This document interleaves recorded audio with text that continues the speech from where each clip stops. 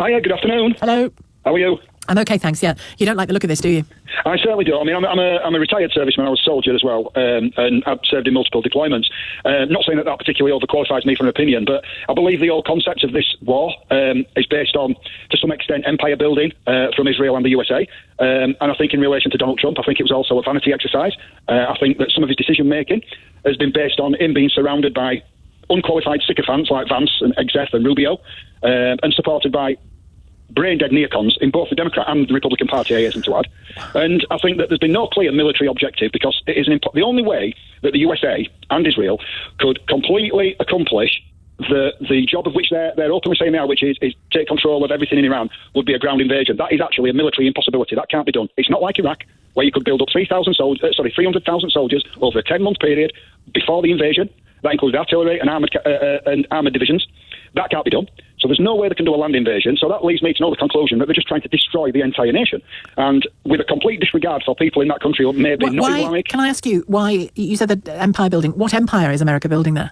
I think that... when you just step back and look at the map, what empire is it building? Well, I think that if you look at how many military bases the USA have around the world, they've got 830 bases around the world, and I think that they're trying to control everything. They've cornered the oil in Venezuela. They're now talking about invading Cuba. Openly talking about invading Cuba, by the way. And I believe that the effects, the financial effects of this war will be catastrophic. It's already catastrophic, it just hasn't hit us yet. It's like... On the basis, though, I mean, the word superpower means something, doesn't it? It meant something when Russia was a superpower. It kind of still is, but slightly differently. It means something. China's a superpower. It means something. And those, you can decide what it means beyond the things I'm about to describe, but it has always meant placing your troops, placing your military, your security apparatus in areas that are strategic or dangerous to you. I agree. All of history tells us that. I agree with that from a strategic point of view, but not always at the detriment of many, many people. Now, I believe they're based on lies. Iran, I'm not defending Iran at all, but they've used certain comments like Iran is the number one world sponsor of terror. That is absolutely incorrect by their own findings. The State Department on their website clearly says that 85% of all Islamic sponsors of terror have come from the Gulf states, Qatar, Saudi Arabia, UAE, etc., not Iran. And also saying that they are an existential threat to the USA. Iran may well be a threat to Israel, but they're certainly not a threat to the USA. And I think they've gone into this completely unprepared. You don't think Iran is a threat to the USA? I don't know. In what way? Well, I think we've already seen examples of what way. When you look at some of the responses to October the 7th, it became increasingly evident that there was a broad spectrum of people who, I mean, they have every right to think what they think, but the idea that this thought came to them without lobbying for decades from Iranian interests, from the Muslim Brotherhood, from the IRGC, people on the ground there and here, it's been an operation to prime populations to think some of what you've just said. I'm not saying that includes you, Martin. I'm just saying, there are different types of threat in this world, and they're not always behind a gun. I absolutely agree with that, and I concede on your point there, absolutely. And that is something that I and others must take into consideration before we form an opinion. I do believe that. But I also believe that if we are going to call out Islamic terrorism for what it actually is, then we have to look at the responsibility and the lack of accountability that the Gulf states have taken in sponsoring Islamic terror, albeit from the Sunni perspective as opposed to the Shia perspective. Who do you have in mind when you say that? Saudi Arabia, for one. Yeah. I think it's Saudi Arabia, Qatar, particularly Qatar as well. And these Gulf states have never had the accountability for the financial support that they've given to Islamic terror. And I believe, now I think Islamic terror, I think any kind of terrorism is absolutely shocking. It's the most cowardly way of conducting themselves, because it's not like a military operation. It is, yeah. It's abhorrent, it's disgusting, and it's cowardly on every level, because it's so indiscriminate in terms of who is the victims of that type of behaviour. And we've seen it here, haven't we? Well, absolutely we have. Yeah. We have. But it does not, I don't believe that Iran, as a nation, are an existential threat to the USA militarily, which is what Donald Trump says. Well, they are if they get nuclear weapons. And again, I don't know if they do.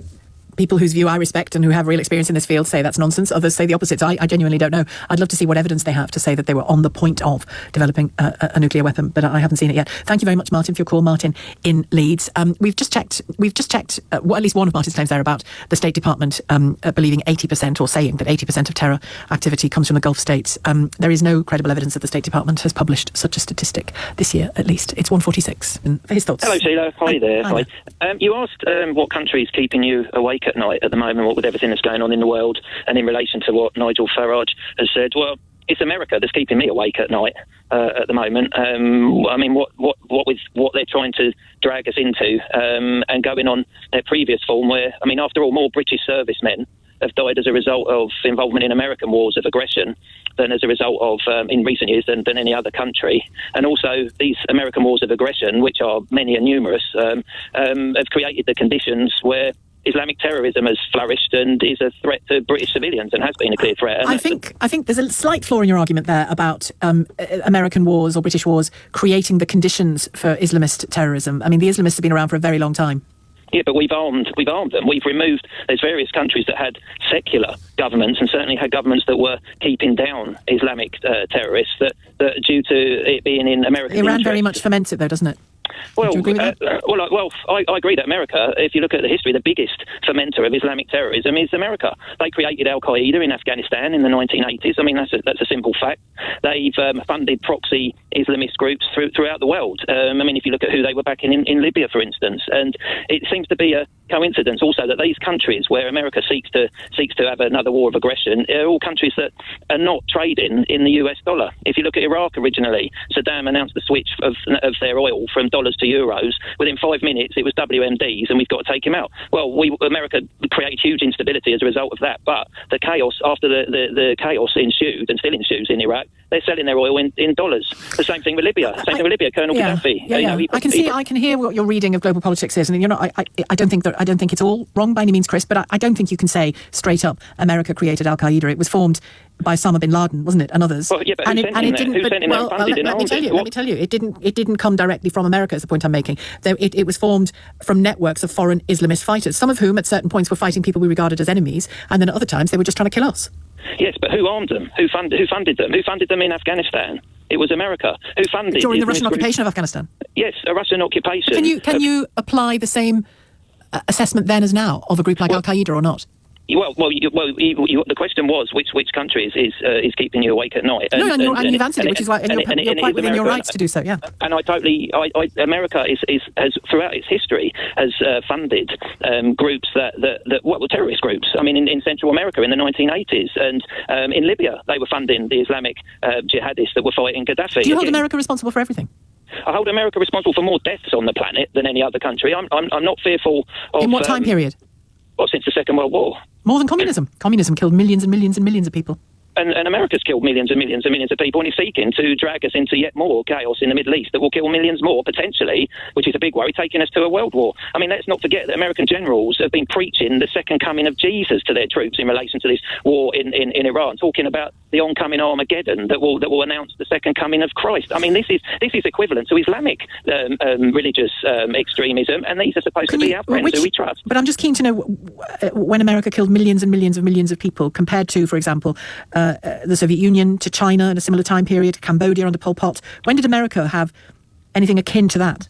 Well, America's killed the millions of people have died in Iraq and are still dying. Babies are still being born. Millions, yes. Babies are still being born in Iraq. When did the millions in Iraq die? Both.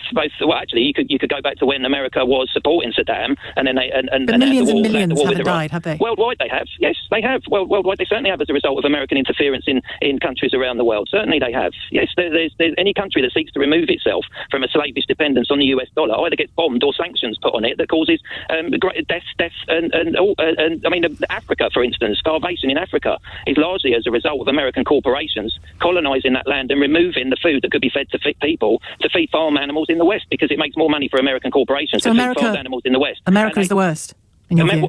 America, in terms of worse than Mao Zedong, worse than Pol Pot, worse than Stalin.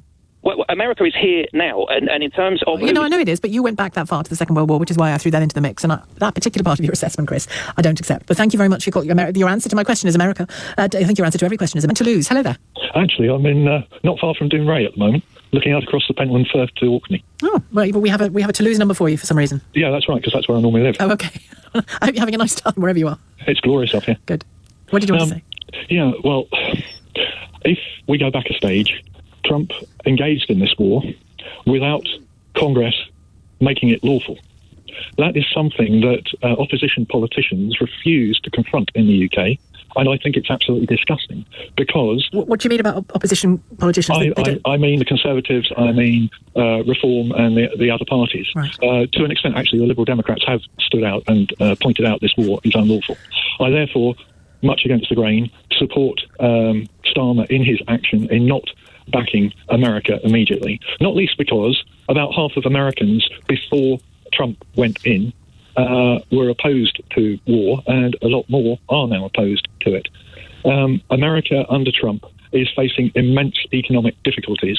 The huge amounts the US is borrowing simply to fund its economy, it's absolutely mind-boggling.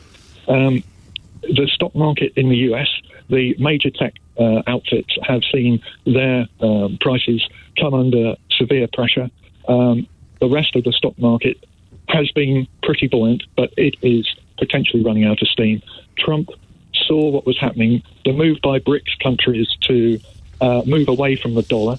And one of your earlier callers pointed out that Iran was in the process of switching away from the dollar towards the euro and other currencies for pricing of oil, and Trump acted. All those, it's also been fascinating to watch. He's got other people to fight. Well, on that last point you made, no, I'm just saying on that last point you made, I don't know if that's what prompted him to do the war now, but I really want to know why now. You know, like I said, I can see from Israel's perspective why they might want to act, but I can't yet see why America did what it did when it did it. Well, I believe it was economic and political. It was an attempt to create a reason for the US to actually retain its bases around the world and build on that presence by allowing Middle East countries to essentially destroy each other's infrastructure. Well, that might backfire if that was their intention, because the Gulf states might have a different view of that. It might, and actually I believe that discussions have been ongoing between certain European governments, including our own, and Middle Eastern governments to work out the way forward. Now, if you put all that together alongside the strategy document that the Trump administration issued a few weeks ago, that is seriously worrying to all European countries and indeed countries around the world. And it's worrying because it's Trump saying, my friends are Putin and other dictators around the globe, and I and my administration, whether Congress agrees with him or not, my enemies are potentially Europe, including the UK. That being the case, the talk about the US currently under the Trump administration, not, I hasten to add, all Americans, but the Trump administration specifically, they cannot be considered our allies. OK, I'll leave it there with you, Richard, if I may. I want to make time for Sarah in Hampstead. Hi, Sarah. Hi, Sheila. The country that keeps me up at night is the one where one of the leaders has an arrest warrant outstanding by the ICC, and the one which kidnaps leaders from other countries, takes over the natural resources, and threatens the territorial sovereignty of our allies in the EU. I'm talking about Greenland and Venezuela, and I'm talking about Israel and the arrest warrant out for what it's done in Gaza. So that's a direct answer to your question. If I may, I do want to object to you dehumanizing Iranians when you say they went, quote, crazy and bombed the Middle East. I'm talking about the regime, and I've been at pains for a fortnight to make that very clear. Sure, and also when you say, I mean, I have to pick up on this, and when you say, general statements like they hate us more than they wanted to deal with us. Iranian regime is true. Well, I remind you that it was Iran that struck a deal with Obama, and there was a warming of relations between them until Trump came and ripped that up, and at the same time ripped up the Paris Agreement. I'm aware of all of that. I still think the Iranian regime, to be clear, I still think they clearly pose a very serious threat to Israel. They pose a very serious threat around the world, in my view. But the actions of the US in what Trump did at that time and pushed them back, it just sets up the pretext for everything we've heard about how this Iranian, how Iran poses a threat to us. And this idea that Iran is now posing more threats by striking in the region. I mean, after October 7th, all I heard was Israel has a right to self-defense because it was attacked. Well, Iran has a right to self-defense. It's attacking the countries in the region where there are US and military bases and where there are targets. I don't understand how we just want to gloss past this when we say it's wiser attacking its regional. But you can see, and again, I've been asking the question as to why America chose to do what it did now. But I'd also ask you to think about the seriousness of Iran. Yes, you're right. They were attacked first in this instance, attacking 10 other countries in the Middle East. You can see where that could lead, Sarah. I'm not saying they're the only ones responsible for the pressure that we now face and the tensions that we now face, but that's what I was alluding to, and I don't allude to the people of Iran in that way.